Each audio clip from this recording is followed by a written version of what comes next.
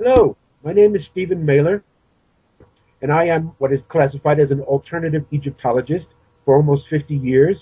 Actually, I have founded a totally new discipline called chematology. But what we would like to discuss with you today is a site that has just opened up in Egypt. It is part of the well-known site of Saqqara, which is south of the Giza Plateau, which all tourists usually go to. This area is known as the Serapeum, which just opened to the public in September of 2012. Fortunately, I was able to go in 1997 with my teacher, Abdel Hakim Aoyan, and I also went in 2012 again before it was open to the public. This is the most amazing site there is in Egypt, and we call it an actual smoking gun. It is an underground tunnel. To be understood now, there is nothing above ground of the Serapeum. It is all underground. So this is a series of tunnels drilled straight through limestone bedrock at the site of Saqqara. It goes in a direction of east-west. We also believe it could go northwest. We believe what is seen that people can go to now, and it's now open to the public, so we take our tour groups in there, is only a small part of what this area is. What is amazing about this site, this Serapeum, first discovered in modern times by a French Egyptologist, Auguste Mariette, in 1846. When he went in there, they found just a box, a wooden box near the Serapeum with bones of bulls in it. This has led to the idea that we will discuss what Egyptologists think this was used for. However, nothing was found anywhere else inside, no inscriptions, nothing to tell what the use of the Serapeum was. What the Serapeum is, a series of underground tunnels that have niches carved in them straight out of the limestone bedrock. We recognize today 33 niches. In those niches were huge stone boxes.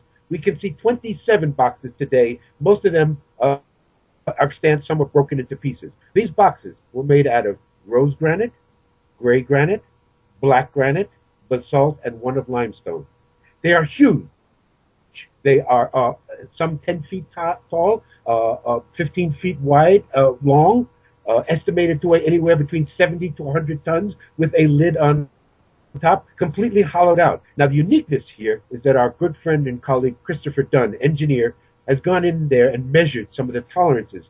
Now, we're seeing tolerances and precision in this granite of 2/10,000ths of an inch, which is not called for today. We do not possibly believe these boxes could have been made by the toolkits that Egyptologists tell us of copper chisels, copper tube drills, and stone balls. The precision is unbelievable. We see in these boxes perfect right angles in granite. We see inside walls smooth as glass. Again, tolerances of 2/10,000ths of an inch. And the idea that these boxes were made to house bulls, sarcophagus of bulls, is what Egyptology tells us, based on the fact that Auguste Mariette found a mummified bull's head somewhere in one of these corridors. But these boxes, nothing was ever found in them. Many of them have been smashed open in antiquity by those looking for treasure, looking for jewels, or looking for mummies. Nothing was ever found in any of these boxes. We do not possibly believe they could have been made just for mummified bulls. They are unique in their engineering, in their precision, and their tolerances. Again, in the hardest material we see, rose granite, gray granite, black granite, and basalt. Perfect right angles, perfectly smooth walls and tolerances, smooth as glass.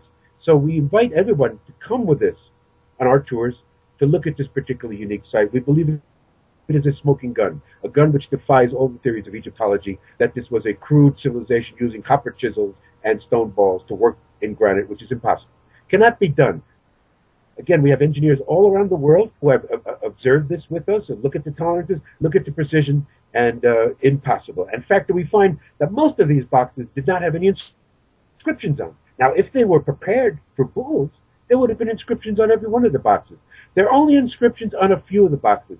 And by close analysis, by magnifying glass, by magnification, we can see that the inscriptions put on these boxes were put on much, much later. They are crude. Under magnification, we can see that it was a metal iron chisel tapping, tapping, tapping, making these very, very crude marks. And the marks are just flattery for someone who paid to have it put on there. No, it was never occupied, never used for anybody's body or for any tomb or for housing anything. We believe these boxes somehow were involved in the aspect of acoustic harmonic resonance. That this area with the Serapeum was a power station. as our good friend Christopher Dunn has redefined the Great Pyramid, and I recommend highly the book, The Giza Power Plant by Chris Dunn. As a power plant, we recognize this Serapeum as perhaps a power station. We see that energies had to be involved, the acoustic harmonic energies, and there had to be a reason for the unique precision that we see. It's not by accident. They could have just, if they were just making boxes to mummify bulls as sarcophagi, there was no need for the precision. They could have just made rectangles, crudely chopped them out, and put the mummy in there. Why this exact precision? Had to have a reason. There was a practical reason, and the reason was for harmonic acoustic energy. We believe this Serapeum must be seen to be believed. It contains, again, we think at least 33 niches. There are many more. There is evidence that it continues on to the west and continues on to the east, so that we believe this is a small part of a much, much larger structure and situation. So this we call a smoking gun. We defy anybody to come with us. We ask all engineers, stonemasons, geologists, anyone who knows about working in stone, to come and see these items for themselves. We can actually go down into the niches, go very close to the box, take measurements, feel the smoothness and hardness. Anybody can look at this. So we're going on a tour to Egypt, March 29th to April 12th, 2014. We will be featuring, as going into Serapeum is one of our major things. We ask you to go to the website, the Kemet School of Ancient Mysticism, which is www.kemetology, spelled KHEMITOLOGY.com. Our tour is right listed on the site, and there's other information on there. Once again, we have invited many, many world scientists, engineers, physicists, chemists, geologists to come and look at these boxes and make their own decisions. The precision and the tolerances are not to be believed. They have to be seen to be believed.